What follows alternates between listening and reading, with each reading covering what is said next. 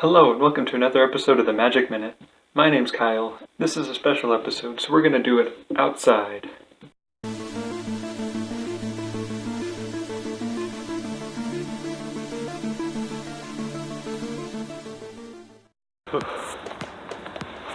Okay, a lot colder out here than I thought it would be. Maybe let's just go back inside. So I didn't realize how cold it is out there, but that's okay. We're just going to stick with indoors for now. In this episode we're going to be talking about busking. Now, and I don't mean like bussing a table, I mean busking. Busking is when, as a performer, you would go outside and perform your craft, whether it's you play an instrument, you're a magician like myself, you could be a singer or a dancer, or just anything you can think of. You go find a busy street corner, you set up shop, you do what you do best, and then the people tip you for it.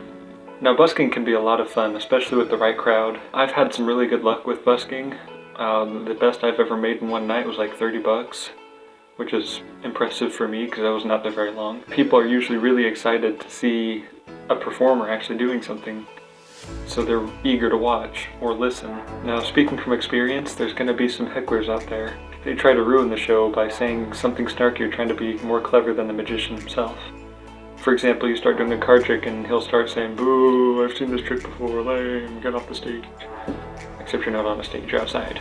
The best way to deal with the heckler is to be nice to him and like, "Hey sir, you're ruining the magic for everyone, could you please calm down?" Chances are he's just trying to impress his friends, or maybe they're all drunk, I don't know. You don't want to be a jerk to the jerk. You kill him with kindness, basically. If he continues to be a pain, if he continues to pester you, all you have to do is walk away from him. Pack up shop and find a different corner. He's not worth your time. That's it. The problem with busking for me is that I live in Kansas. And the problem there is that it's always windy 24/7. Like, I'm talking crazy winds. So I can't do a lot of card tricks, a lot of tricks with scarves like I did last month. Anything with light objects, can't do them. But then again, it is funny seeing me try. Just trying to, okay, now hold this card down while I do this over here. No, come back. I know certain areas you need a busking license in order to perform.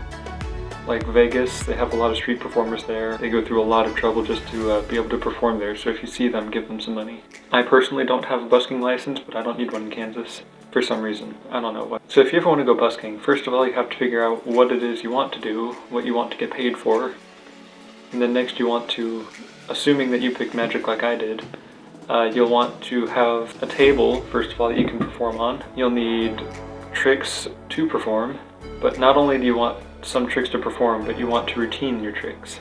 That's something I wish I'd figured out a while ago. It's good to have tricks that flow into one another.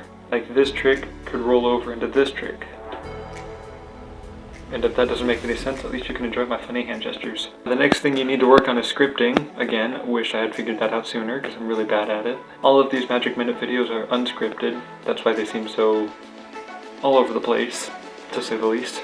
Location is another important detail. If you do want to go busking, no matter what you do, I would recommend looking up busking license laws in your area. And if there are none, then you're good to go, you're solid. Definitely look into Busking Laws. And you'll also need a tip jar. Some magicians would pass the hat literally. I don't wear a hat unless I'm the old chap, so I just use this big old bucket, which I'm not quite sure where it is right now, or else I'd show it to you. It's good to have a sarcastic sign on the jar, like, "We need the dough." I saw that at a pizza place. What else? So you need the table, the tricks, the routine, the script, the tip jar. Audience. You need an audience. You need to know how to make yourself known, like signage. I gotta sign somewhere. I'll be right back. This is my sign that I use. I stick it in the ground. You probably can't see it because there's too much of a glare. But there's also some stuff in the back. Yeah, let me just read that to you. Be sure to follow Kyle Magic, Facebook Kyle Magic, Instagram @Kyle Magic, email KyleMagic98@gmail.com. And what I did with that is I went to I think I got the sign at the Dollar Tree even, probably.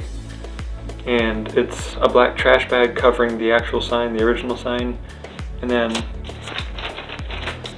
printed off this piece of paper. It's layered construction paper with this smaller this printed paper, and then on the back it's the same thing. Just very heavily taped on. I need to put my YouTube information on there too. Gotta update that thing a little bit. One of my favorite tricks to perform while busking is actually this week's grand finale trick. And I think I'm gonna go ahead and do this trick outside. This trick starts with 3 ropes. We got a short rope, a medium rope, and a long rope. Now you probably wouldn't believe me if I told you that they were actually all 3 the same length. And you'd be even less likely to believe me if I told you that I'm going to make them all 3 the same length. But if you'll look, you'll notice that they are all now the same length. I mean up here, up top they are, but not down here at the bottom. Did you think I meant on both ends?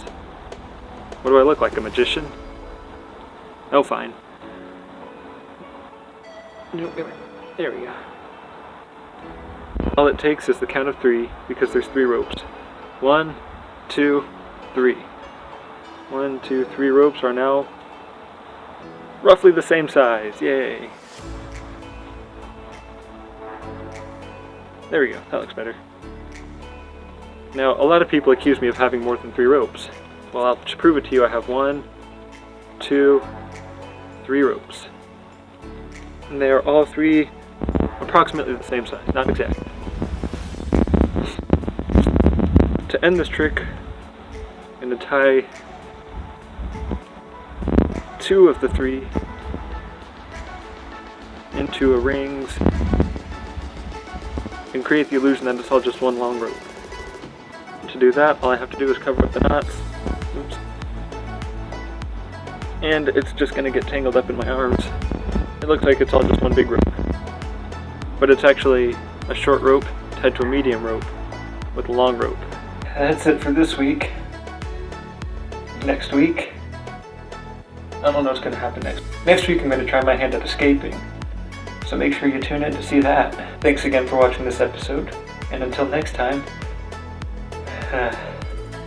stay warm.